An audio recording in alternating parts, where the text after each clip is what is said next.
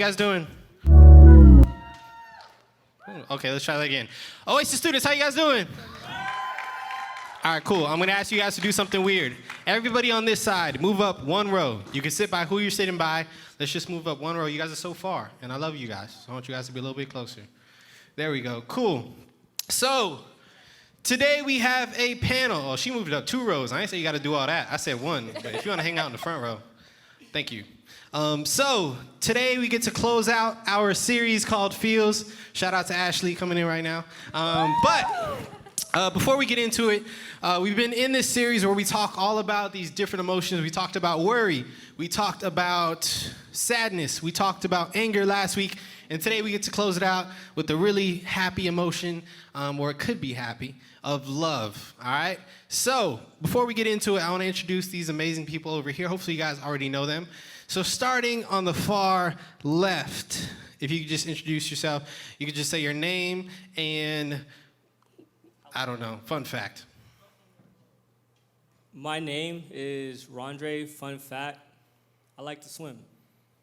Cool. Shout out to Rondre. Likes to swim.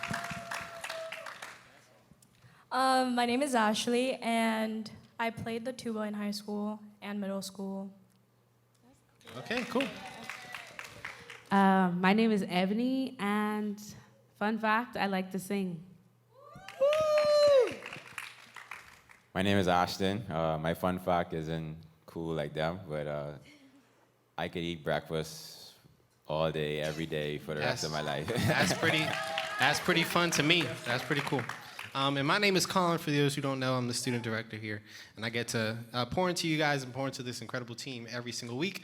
But like I said, today we're going to be talking all about love, which maybe that word alone makes you feel a little bit uncomfortable.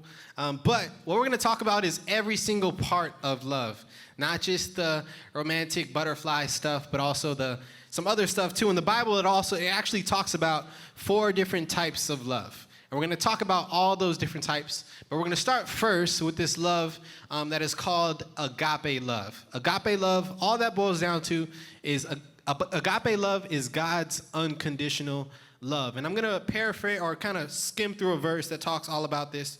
In 1 John chapter 4, verse 8 and 10, it talks about this love that God has.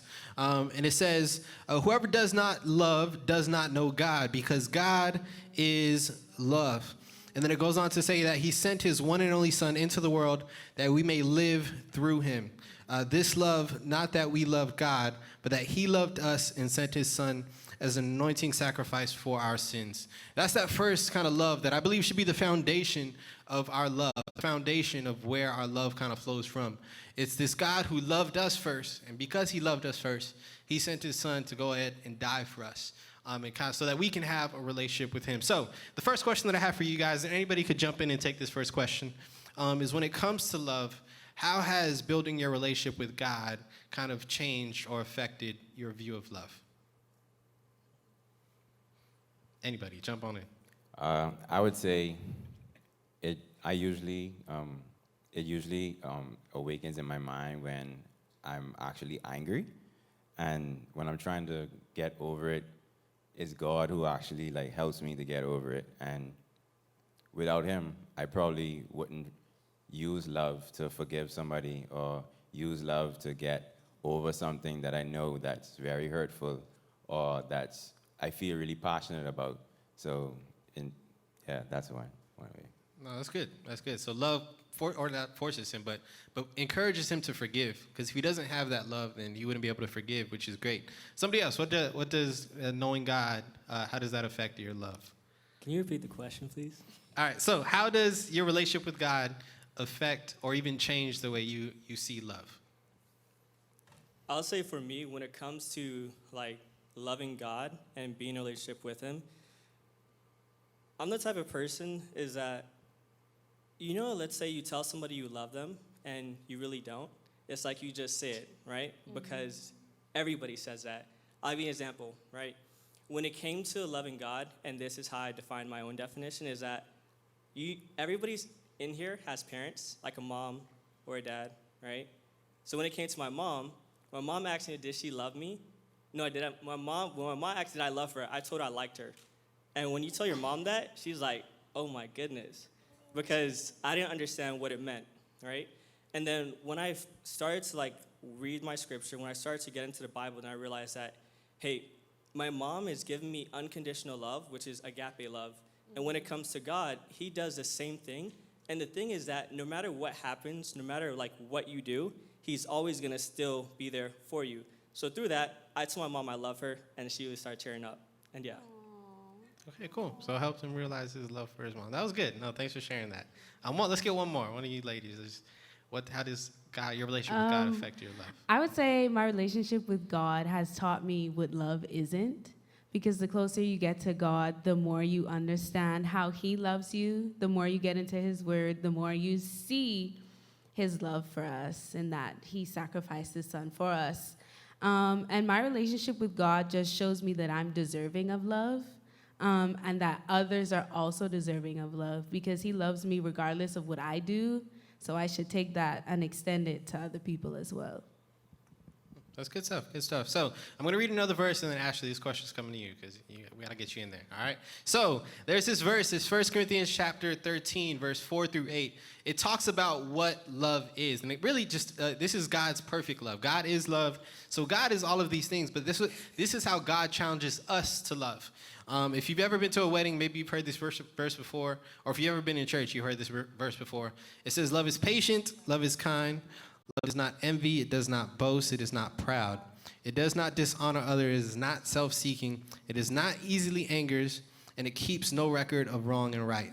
Love does not delight in evil, but rejoices in the truth. It always protects, always trusts, always hopes, always perseveres." And then in verse 8 it says, love never fails. So those are all the different things that love is. When we think about what truly love is, that's what this verse really tells us. All those different things is love. So, Ashley, we kind of read through all of those really quick. But of those different things, which do you feel like you maybe need to work on a little bit more so that you can be a better person in your emotion of love? Okay, so love is patient, love is kind. I think I could work on my patience, like in order to like love more, because like when you're impatient, like you tend to get agitated with waiting. Oh yes, that word waiting. I've been waiting on things from God for a while now. Can I say it? There's another one actually. Like love is not like self-seeking. That's a big one. I think like a lot of people struggle with that one, where like you just give love in order to receive. And you know what? I think God has been working on the patience one and the self-seeking one with me for like the last, I would say like 2 to 3 years. Just because short story, when you are faced with someone that doesn't have patience or someone that is self-seeking, you learn like really quick like how unloving that is. Like I don't know if anybody no, I'm not even gonna say I don't know if anybody. I know everybody in here has dealt with somebody that has been either like impatient, and it's very like it kind of puts pressure on you. Like you don't feel love in that moment, or someone that's self-seeking, like someone that uses you. Yeah, you don't feel loved when that happens to you. So I think like by encountering like I guess impatient people and people that are self-seeking that want to use you, it really like made me more aware myself, like to not do those things, because it's just like I wouldn't want anybody to feel like how I felt like when being like dealing with an impatient person, or dealing with especially a person that uses you. Yeah, you could tell that I've dealt with that. Yeah. Can you tell? Yeah. But yeah, so that's my answer. Yeah, let's hear from one more person as far as which is that thing of that part of love that you feel like you need to work on a little bit more. So before we move on to our next question, anybody? I would say kindness, even though I'm not a mean person. I'm also not really kind to people. So it seems like I'm a cold-hearted person to some people sometimes, when I'm actually not. It's just that I guess, when love is kind, you go out of your way to do specific things for people, especially when God's involved. So that's probably one area that I would really have to, I guess, improve. So once people know or feel the kindness of my heart and the love coming from me, they would know like, okay, this is where God, this is what God is like, because God is love. So if I share that with other people, love God. So that's Colin would say, yeah. Yeah. So no, that's good stuff. Good stuff. We're gonna move on now. So we talked all about God's love when we talked about what true love is. When we talked about all those different things, love is patient, love is kind, not self-seeking, all that stuff. But we're gonna move on to another type of love that we see in the Bible, and this is the love that I think most of us think about. This love, the kind of original word for it, this love is called. Sorry, I'm looking for it. Just skimmed. Eros love. It's Eros love. I'm not gonna give you a whole Greek type lesson or anything like that.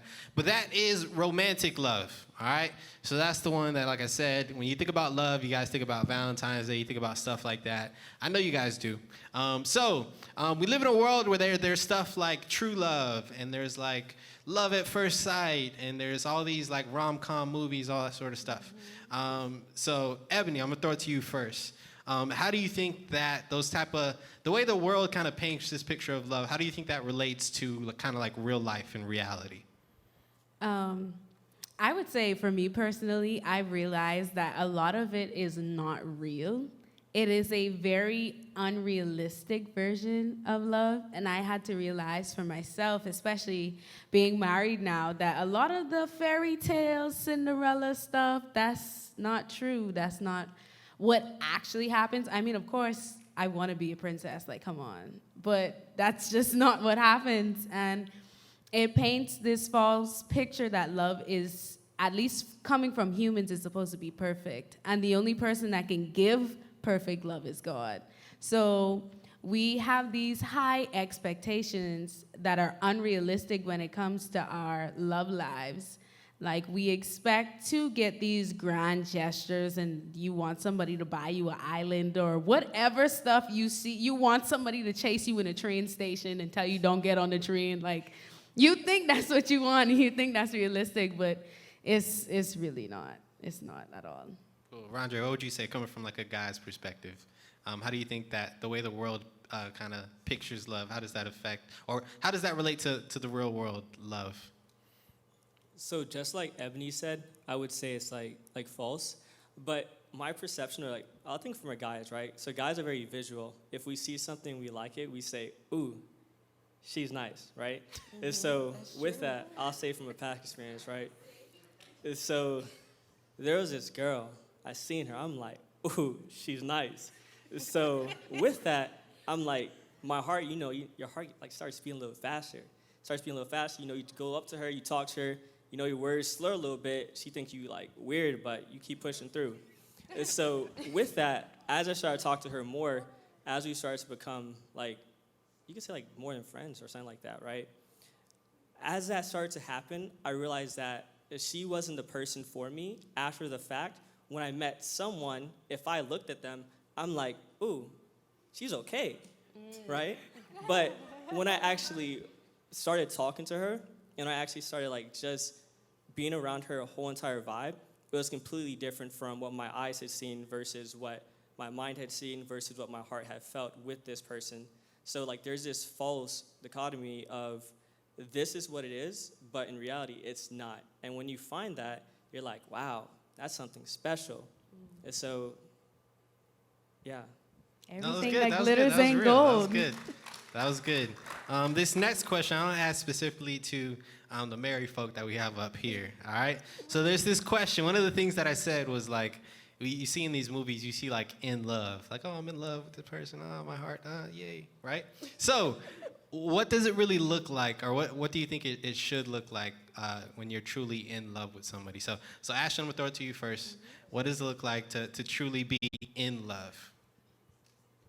To truly be in love, I would say it's when you realize you're being selfless and you're thinking less of yourself, because when you're in love, instead of being just one person, you're coming together with another person. So that's two people. So you have to think about that person more times than you probably think about yourself or anything else. I mean, other than God, or consider them. So it's a lot of like selfishness goes out the door, basically. So like you have to be considerate, you have to be kind, which is another thing because You can't eat yeah. pancakes all the time. Yeah, so you have to consider someone else's feelings, especially if you were single most of your life and you've been living for yourself for all this time and you realize, okay, I have to change. So it's changed too. Love is changed because you can't stay the same person forever if you're trying to get with someone else.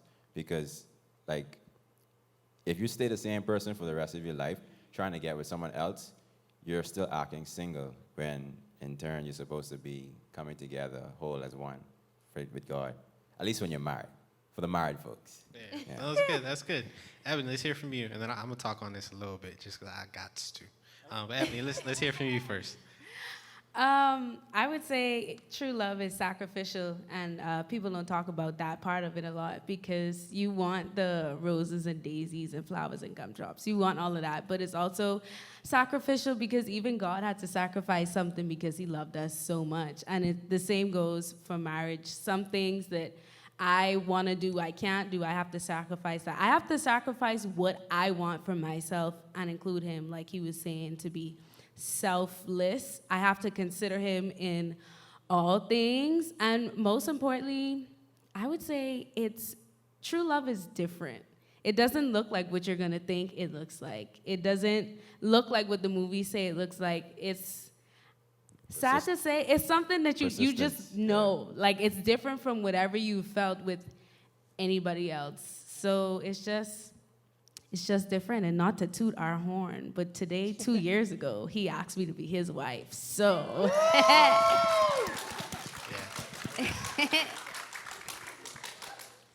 So thank you guys for sharing that. Like I said, I wanted to talk about it a little bit.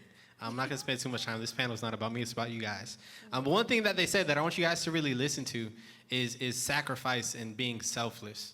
And I think that's something that's so important, and especially you as young people. It's also recognizing that maybe you're not in that season where you should be sacrificing all the stuff that you should be doing, because you should be focusing on yourself. You should be focusing on school. You should be focusing on your future. As you get older, you have more space, more ability to be selfish. But as a young person, I feel like you guys should be at a place where it's not to say that you should be selfish and just focus on you, but you really should be working towards your own future. And really should be working towards what God's called you to do. And when you bring in this other person, it kind of complicates things. I'm not saying it's impossible, but I just wanted to share that really quick. So we talked about God's love. We talked about romantic love. Another love that we see in the Bible is this love that's family love. And when we think about family love, family is really that first type of love we ever experienced. Like if anybody's ever had like a baby be born into the family, everybody wants to hold this baby and like hug on the baby and all that sort of stuff. That's that family love that we see in the Bible. So Ashley, I'm gonna throw this to you. What was kind of your family dynamic when it came to kind of this emotion of love? What was that like for you? Okay, so when I think of family love, well, in my family, there's not a lot of like affection, like the hugs and like the kisses, but it's more it's more in material, and I don't want that to sound like bad, but so in my family, like whenever like my parents like provide food, it's like, okay, that's love. They're trying to show that they care through that. Or whenever they ask about like, oh, how's this friend in your life? Like, that's them showing love. And I also want to say too, like, I didn't always like see it like that. I thought I grew up in a loveless family, honestly. Because I had a certain expectation. I thought love, because of movies and stuff, I thought love was supposed to be the affection and the, and the kisses and all that. But, like, when I was aware, like, when I got older and I was aware, I noticed, like, oh, this is how my parents show love. And I can't really, like, change how they show love, but I can identify what they're doing to show love and be like, okay, I see them. I see they're trying you know? So that's my experience with family love. Oh, that's good. That's good. Roger, what about you? What about your family dynamics around love? Okay. Oh.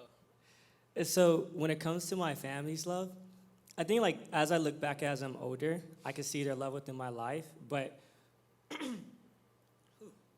when I was younger, I didn't see that love because they're not the type that shows it through, or they show it through hugs, kisses, and then sometimes, when you're younger, your grandma tries to kiss you and you're like, no, don't kiss me, that's weird. And one thing I realized that as I got older is like they love me to the point where it's through their actions. When your mom does something small, she goes out her way, she takes you out to that concert and you just enjoy that and you tell her thank you. Right? Even though she had an activity to do before that, she shows that through her actions, she cares about you. Now, a tough one would be like when your parents beat you, right? On hindsight, I realized like they love me a lot if they beating me a lot. And so if they beat me, that shows that they're like disciplining me. And if they didn't care about me, they wouldn't do that. Parents don't beat you because they like you. I mean, yeah, let me leave it right there. Parents don't beat you because they like you. They beat it because you need discipline. And if you don't do it, you're going to feel one way through pain. Yeah, and that's like. Yeah, that's it. I will add, there's a fine line between beatings and discipline. But I do hear you as far as like, yeah, sometimes when our parents discipline us, right, we're like all mad. Like if they take our phone, right, they're like, oh, no, our parents took our phone, they hate me, But really, they're just trying to discipline you and help you be able to understand how this world kind of works. So yeah, I just wanted to add that really quick. I'm not saying if your parents are beating on you, that means they love you. But there is like a fine line where discipline is a way that they're trying to love you and trying to teach you about the world and trying to help you just learn about love and stuff like that. So we talked about family. I want to transition to one more form of love that we see. So we got God's love, we got romantic love, we got family love, and then we got, in the Bible, it's kind of like brotherly love, or in other words, friendship love.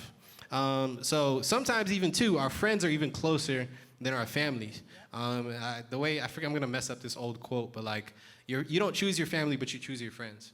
And I think the choice for who you choose rooted in how they love you. So Ebony, I'm gonna throw this to you. What was like a friend where a friend did something to you and helped you realize like, wow, like this friend really loves me and I really love them? This may be a little bit small to some, but I have a best friend. Her name is Ray. And for a while, I was saying, oh my gosh, I really want a Bible, because I didn't have a physical Bible at the time. I was really getting closer to God. I'm like, oh, I need a Bible with my name like on it. Like I wanted my name like engraved on it, because I seen my mom have one and my dad had one. So I was like, I really want one. And for Christmas, I opened this box. I had no idea she got me anything, and she ordered me a Bible with my name engraved on it. And I was literally like in shambles. Like that was the sweetest gift that anybody had ever gotten, because it wasn't just a physical thing. It was something that I needed to grow spiritually, and she came through. So yeah, that's my dog. No, that's good. That's good. Shout out to, what was your friend's name? Ray. Ray. Shout out to Ray. Shout out to you for getting the Bible. Ash, what about you? A friend where a friend did something for you and you're just like, dang, I love this, bro. That's my guy. And here's what I do want to add. Dudes, we got to say I love you to our friends, man. Like, we got to. We got to. Like Nick, I tell Nick I love him all the time. That's my guy. I love him, man. That's my guy. So, Ash, when was a time where, like, you had a guy who kind of did something for you and you realized, man, this friend really loves me? I would say it was one of those times where I was like really struggling. Like I had a huge burden. Well, okay, my car got broken into, and like it really like it hit me, like 'cause it was random. I wasn't expecting it, and my friend like went out of his way like to comfort me and then tell me like how much it may cost, like what is it, like what's the bill for the new mirror. I mean the mirror, the new window, and like that meant a lot. Like I didn't ask, and they went out of their way to show me like, hey bro, like I'm here for you. I got you. Whatever you need. Like I know like this is something that's you wasn't expecting. You're trying to get a job, because this is around the time like when I first graduated from school and I was trying to get a job at the same time, and like. It meant a lot to me. I would say it meant a lot, because like a lot of friends wouldn't do that. Like, you could ask certain friends for $10 and they'd be like, no, I don't got it. I'm sorry. Whatever. But like, this was like maybe $200, $300 a bill to fix a car window, and that meant a lot to me at the time. Like, yeah, that was big. Well, that's good. Shout out to, you have a friend name? Want to shout him out to? Trey. Trey, shout out to Trey. Shout out to Trey. So hopefully you guys find those friends who, I love what Ebony shared as far as this friend encouraged her by getting her a Bible, which ultimately I'm sure led to her a lot of deepening of her faith. And then also too, having those friends who are going to be with you through those tough times is super, super important. So there's one more thing. So we talked about all the different parts of love, and we're going to get out of here in a little bit, and you guys are going to get to small groups. But one thing that I wanted to talk about is how much emphasis God puts on love, and how important it is to God. There's this verse in Matthew verse 22, or in chapter 22, verse 36 through 40. I'm going to kind of paraphrase this, but this is like my life verse. If you know me, I've said this over and over and over. Or not my life verse, but it's a verse that's really important to me. This verse talks about, I'm going to paraphrase it a lot. You can put it up on the screen. But somebody asked Jesus, what's the greatest command? And the first thing he said was to love God with all your heart, with all your mind, with all your soul. So the first thing is love God. So it's super, super important that we love God. But the second thing he says is to love your neighbor as yourself. Those are the two most important things about us being Christians. It's all rooted in love, loving God and loving people. That's what we believe here is that's the baseline, the foundation of our faith. So really quick, I want to hear from everybody, and then we'll get to small groups. What does it look like to love God? We've talked about receiving love and from our families, from our friends, romantic love. But what does it look like for us to love God back? Anybody, jump in. Okay, so for me, what it looks like to love God. I remember when I really started taking God seriously, and I just had this attitude of like whatever your plans are, like I'm going to assist on those plans. I want to be a part of your team, so that we can hit like your goals. Like I'm on your team basically. Like that was my attitude. So I think that's what it looks like to love God. It's kind of this being selfless. Like Ebony and Ashton were saying earlier, it's kind of reflecting a marriage almost. Like when you're in a marriage and you're like in love and you're showing that love, you put the other person before yourself. So it's kind of the same with God. Well, no, it's not kind of the same with God. It is the same with God. That you put what he wants above what you want. And you're just in this together. So every time I'm about to do something, I'm just always like, God, like, what do you think about it? I'm always asking God, like, what do you think about this? Because I want to know what you think about this before I even put my opinion in there. And then the great part about it is, it's just like, it's not that you're going to just be giving to God and he doesn't give back. It comes right back. That's good. Anybody else? I'll hear from everybody. So, I'd say for me, it looks like obedience, because his word does say, if you love me, you would obey my commands. So it's just making sure that we're always in a position to not just listen or hear him, but obey him. Because God could tell you what to do, but if you don't do it, it doesn't really matter what he says. So it's just that obedience and always having yourself in that space to be able to hear from him and also follow through and be obedient to what he's asking you to do. that's good, my guys. What does it look like to love God? I would say what it looks like to love God is, like, to go off what Ebony said, it would be obedience, right? So obedience in the sense of when you tell God you're going to do something, you follow through with your words. So for example, right, you have a spouse, and let's say you started dating this person, right? You start dating this person, and over the couple of 4 or 5 months, she tells you she loves you. Now you're like, oof, that's tough. So with that, right? Oh, that's tough. So with that, right? Now, let's say you tell her you love her in the moment, right? You say, I love you. Now, with that, let's go 6-9 months. Now, if you went 6-9 months, and now all your actions show that you don't love her, small things, right? If you don't listen to what she says, she makes a critique, you keep doing that same thing that makes her mad. Or if you say you love her and you don't try to give her the time, you don't try to spend it with her, and it's like, do you really love her, or you just said that just to say that? So when it comes to loving God, it means that you're following through on your word, and when you love him, you're open with it, right? And you tell him you love him. And when you tell him you love him, you do it constantly. You don't do it because, you do it one time, then it's over because you love that person that one time. You continuously do it, and that's how you show him you love him, through following through on your words, being obedient to his commandments, and telling him, because everybody loves to be told, I love you. No, that was good. That was good. All right. Lastly, Ashton, what does it look like to love God? For me, I feel like acknowledgement or having a partnership with God in a sense, because you need him and he needs you, because we are the vessels of this world, and he needs us to flourish and to spread love, to spread his knowledge. And I say sometimes we tend to treat God like a vending machine.